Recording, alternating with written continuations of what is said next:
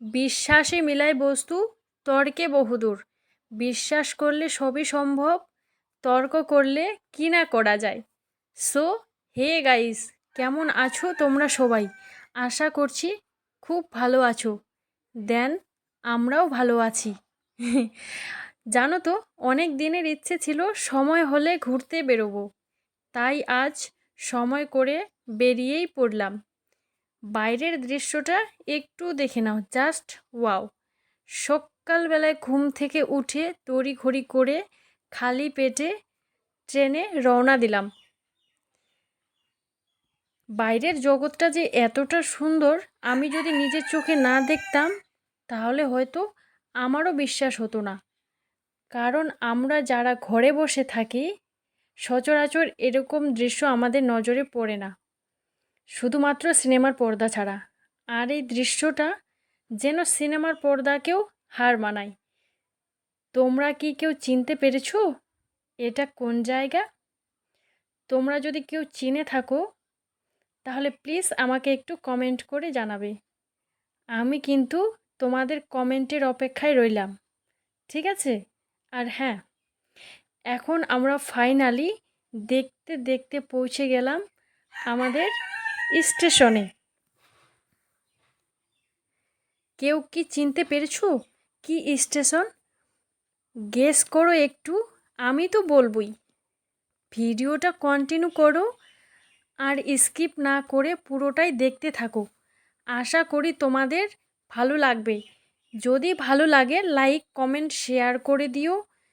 ভিডিওটা ইউটিউব থেকে দেখলে চ্যানেলটা সাবস্ক্রাইব করে পাশে থাকা বেল বাটনটা প্রেস করে অল নোটিফিকেশন অন করে রেখো, যাতে পরবর্তী ভিডিও খুব সহজে দেখতে পারো। আর ফেসবুক থেকে দেখলে আইডিটাকে ফলো করে প্লিজ আমার পাশে থেকো। স্টেশন থেকে নেমে এক দাদা ভাই গাড়ি নিয়ে আমাদের নিতে আসলে আমরা রওনা দিই মন্দিরের উদ্দেশ্যে। কোন মন্দিরে যাচ্ছি তোমাদের জন্য সারপ্রাইজ থাকলো, আর পুরো ভিডিওটা দেখার অনুরোধ রইল। যাওয়ার পথে এই নদীটা পড়ে, এইটি হলো মহানন্দা নদী।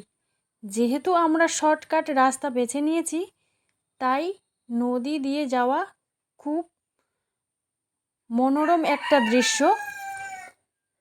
গাড়িতে বসে অনেকক্ষণ দেখার পর মনকে সামলাতে না পেরে অবশেষে নদীতে নেমেই পড়লাম। এই নদী নাকি সময়েই ভরাট হয়, আবার ক্ষণিকের মধ্যেই শুকিয়ে যায়। আমরা কিন্তু নদীতে সেলফি নেওয়া থেকে রিলস বানানো সব কিছু মিলে প্রচুর এনজয় করেছি। তোমরাও চাইলে আসতে পারো সময় করে।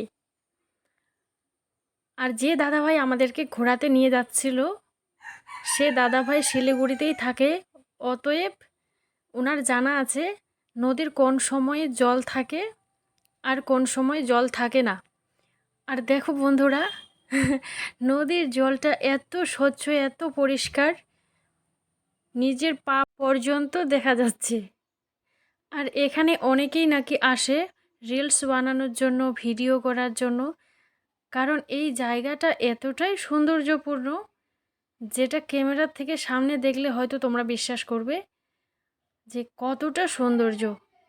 আর হ্যাঁ, এই নদীতে বিভিন্ন ধরনের পাথর আছে, যার জন্য আমরা কিন্তু পাথরও নিয়েছি, যেটা আমি ক্যামেরায় দেখাচ্ছি না।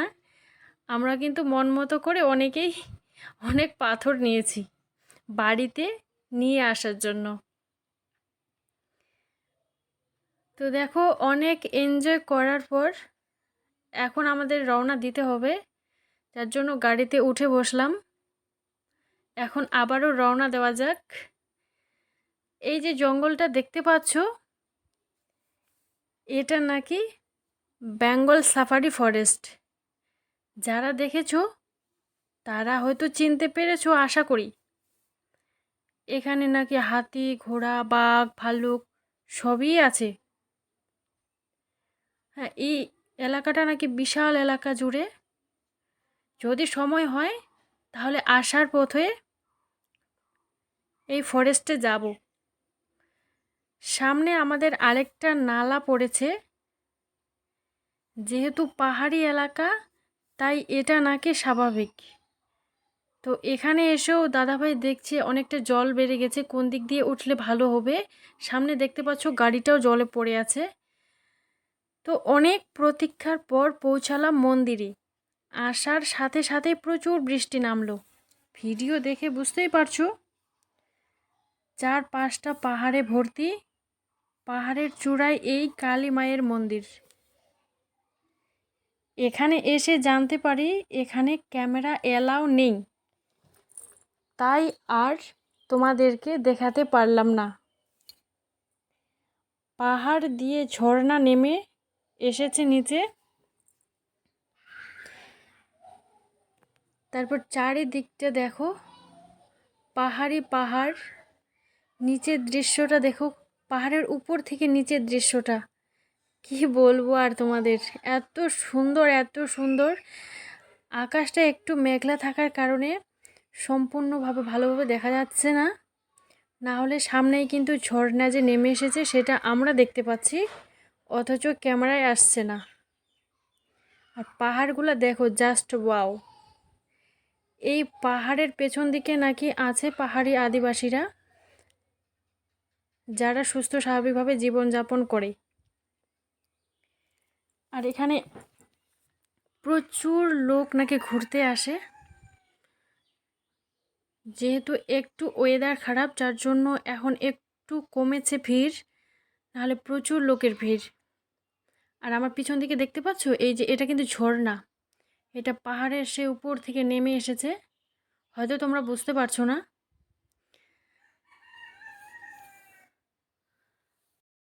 এই জায়গাগুলোতে ঘুরতে আসবো কখনো আমি সত্যি ভাবিনি। বলে না, হুট করে নেওয়া বুদ্ধি নাকি কাজে লাগে। আমাদের অবস্থাটা ঠিক এরকমই।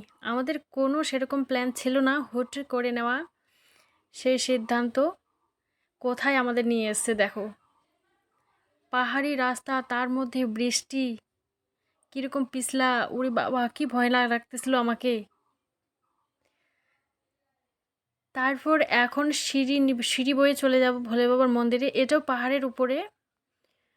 যেহেতু আমার না পাহাড়ে ওঠার অভিজ্ঞতা নেই, আমার পাগুলো যেন ছিঁড়ে পড়তেছিল, এতটাই উঁচুতে ছিল এই ভোলে বাবার মন্দির।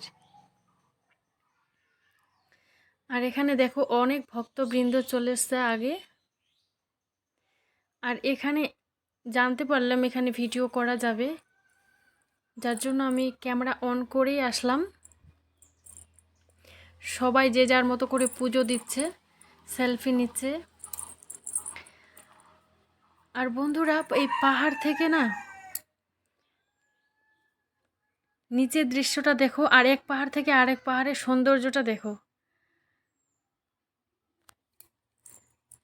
না দেখলে সত্যি আমি বুঝতে পারতাম না যে বাইরের জগৎটা আসলেই এতটা সত্যি।